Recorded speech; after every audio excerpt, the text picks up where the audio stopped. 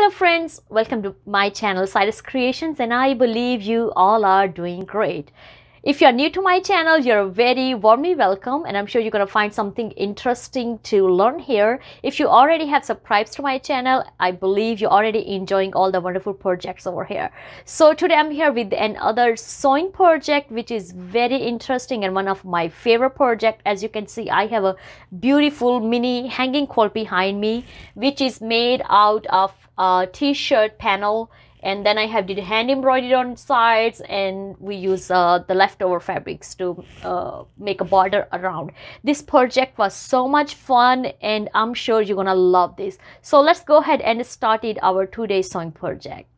Okay, so for making our mini hanging small quilt, I'm going to show you how you're gonna prepare this. As you can see, I have prepared my quilt already. It's 24-inch long and 20-inch wide, and this patch, that's a one-patch quilt which is made out of a t-shirt. If you want to know how I prepare this patch, I will put the link down below so you can see how to make a t-shirt quilt. I had to simply add the interfacing on the back, and if you see this line, I have did hand embroidered with the yarn. And if I show you the backing,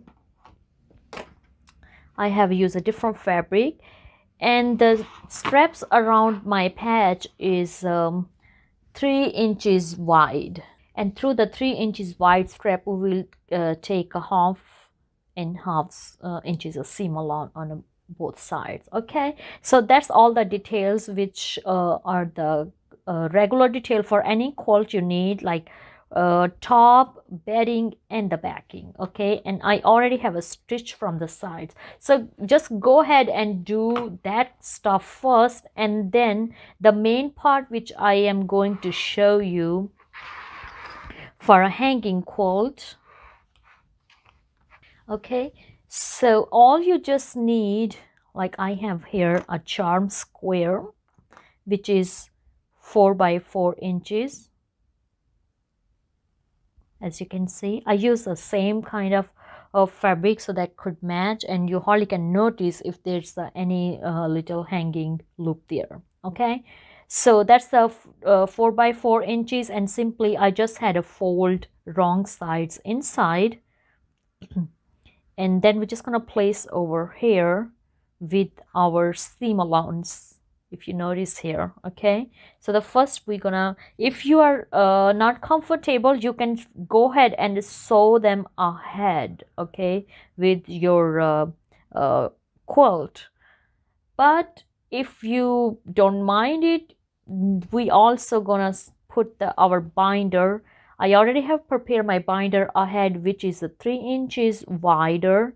So when we fold it, we got a 1.5 inch strip. Okay, so simply when we are going to place the hanging patch charm square, we're just gonna also put the top of our binder here. Okay, and then we just simply just gonna use our binder around, and when we will be flipping our binder from backing to front, then you will notice this hanging pocket is already prepared over here. Okay, and the other thing, because my quilt is not too big, this is 24 inches long and 20 inches wide. If you want, you can add a fabric tab in a center to give little bit of, you know, support to your fabric. I don't need it much, but people use it so their quilt not have a, you know, like a lump in a center. All right, but if you use this, just measure with your wooden 12. You know, this you can purchase from any hardware store. Okay, and see that how we're gonna prepare this one.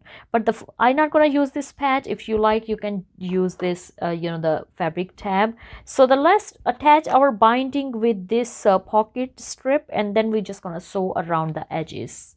So if you see, I have just clip my binder with my quilt, and the pockets for hangings are in a center. Okay, so we're just gonna sew around the 1/4 inch distance as we do in our regular quilt binder. If you wanna see full video how to prepare a binder and attach with a quilt, I will put a link down below. But for this, I just gonna sew around the edges, and then I will show you the next how the pockets look like. Okay, so before sewing, I just want to talk about the binder strip. It's up to you. You have to pick and choose about the width of your binder. I like to show more this binder through my you know, the mini fabric quilt, but if you want to have a regular, you can do 2 inches as well.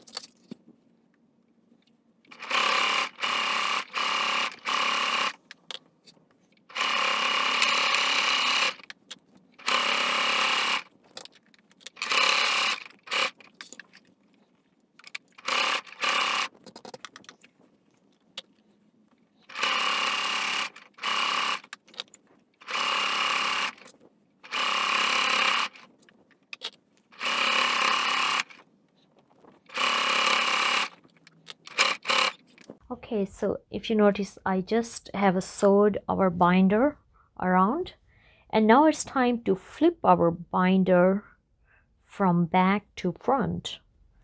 And I just want to show you the corners just to flatten them and see how nicely they are flipping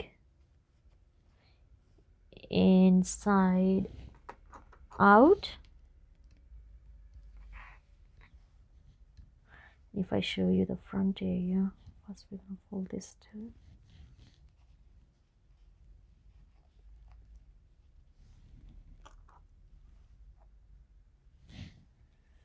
And this is the front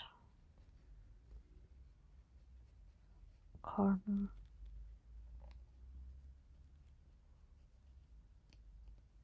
Okay, make a line in the center and clip it. But if you notice how nicely our pocket is, and our would easily go inside. So I just gonna flip my binder around, and then we will sew on top of this, and then I will show you when it's finished.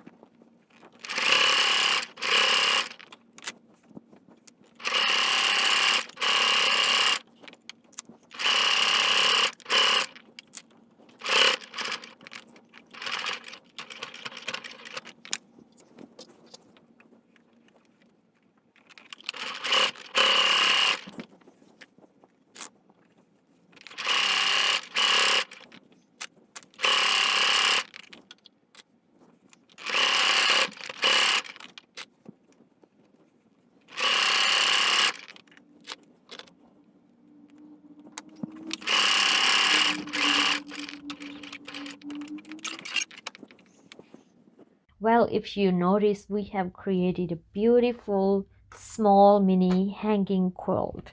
And if I show you back, and our hanging pockets are nicely created, if you see that. So I just simply gonna insert my wooden tool inside of those pockets.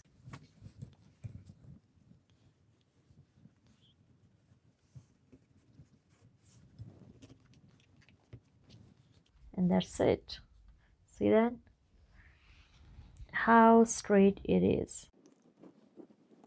And it's not too bulky. Even if you don't use the rod, you know, they are still easy to storage, and it's very nice way to hang your mini quilt around your wall, around your house.